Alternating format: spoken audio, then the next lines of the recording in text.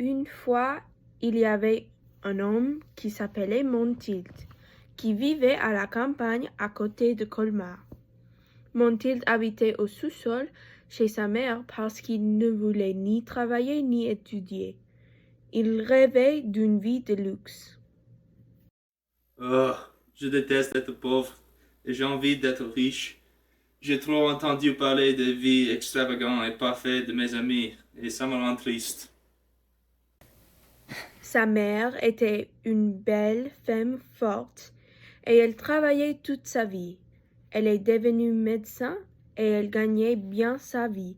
C'était une femme patiente, mais elle était en train de perdre sa patience avec Montilt et le bordel de sa chambre. Ce matin, elle est arrivée à la fin de sa patience et elle est devenue stricte. J'avais trop de patience avec toi. Nettoie là, lève-toi, travaille, mon Dieu. Tu ne fais jamais rien. Pour que tu sortes finalement, j'ai trouvé une invitation à une fête de piscine pour toi.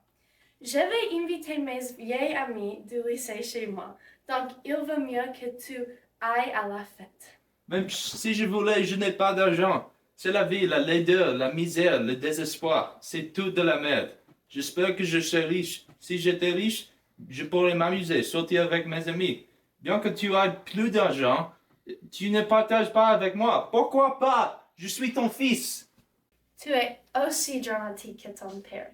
Je vais te donner 100 € pour que tu sois bien habillé. Trouve un beau maillot de bain, un short et un t-shirt qui te plaît. Vas-y!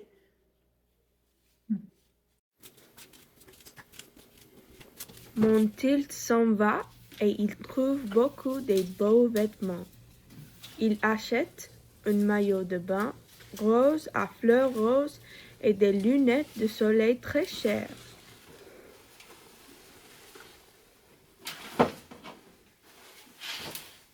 Il rentre et se plaint Merci. à sa mère. Maman? Maman? Maman! J'ai dépensé tout l'argent que tu m'as donné. Ce n'était pas suffisant. J'ai besoin de beaucoup plus pour acheter des baskets chouettes. Et je n'ai pas de baskets. Sa mère, à la fin de sa patience, crie. Arrête de te plaindre. Je vais te donner l'adresse de ton ami du lycée, Maxime. Demande-lui s'il peut t'emprunter des baskets. Je ne suis pas allé chez lui depuis longtemps. Je ne veux pas. Vas-y, on te peut marcher à la fête sans basket.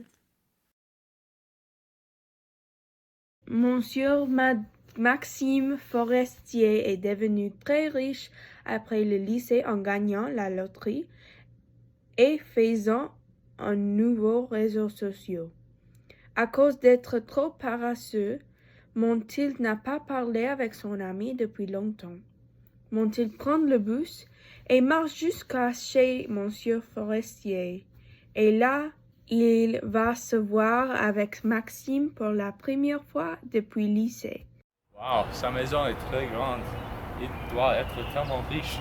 Je me demande quel est son travail.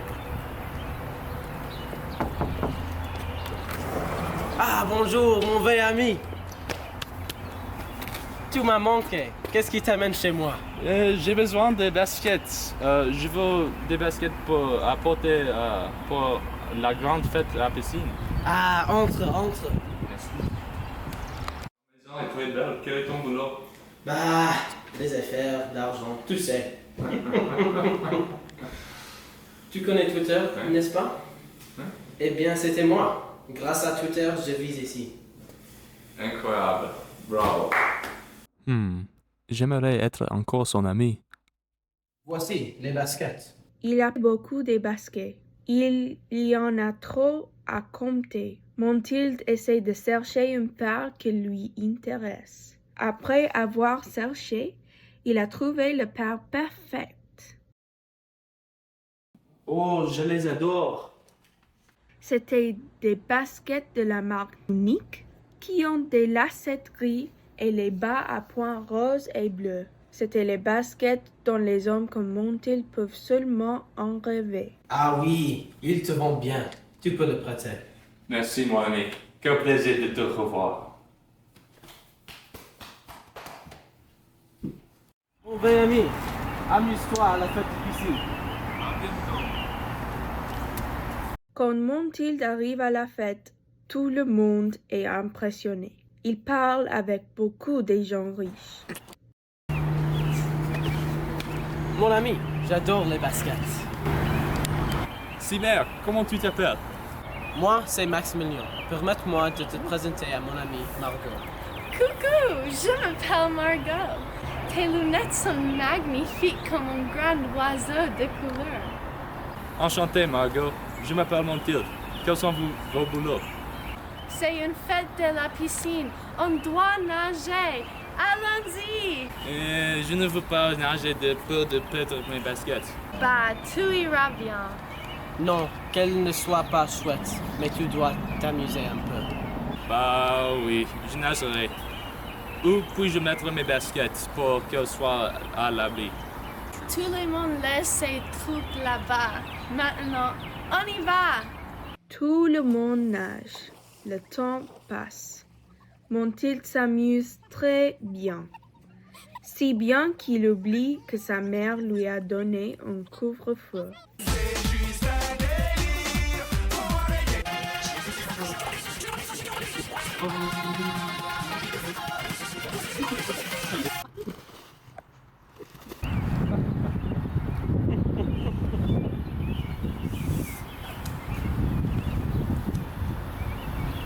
Zut alors, j'ai perdu le temps.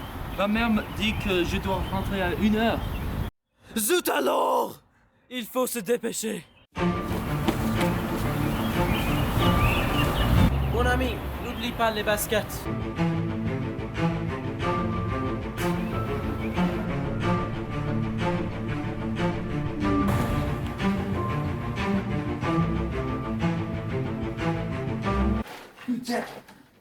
Zut alors, il est 2 heures.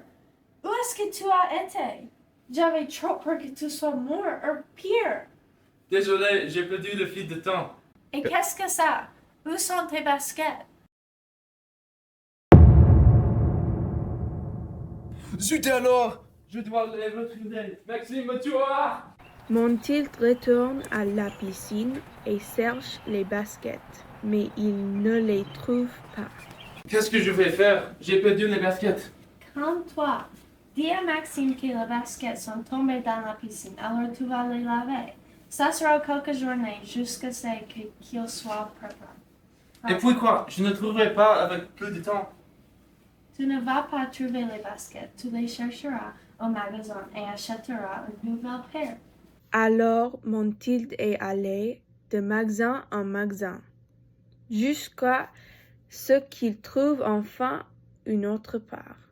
Monsieur, les baskets là-bas, combien coûtent-ils? 50 000 euros. Zut alors, j'ai seulement 3 000 euros. J'emprunterai le reste. Montiel devenait très endetté. Il fallait payer cette dette effroyable. Il avait beaucoup de boulot. Il commençait à travailler comme gardien de terrain à un terrain de golf. Zut alors. Il travaille à Waffle House, mais il travaille la nuit presque après minuit. À Waffle House, il lave la vaisselle, fait des gaufres et nettoie partout. Go for a lure. Il déteste travailler dans cet endroit, mais il sait qu'il doit le faire. Après 5 ans de travailler sans jamais arrêter, Montiel est allé à la banque pour rembourser sa dette. Quand il est entré, il a vu Maxime Forestier.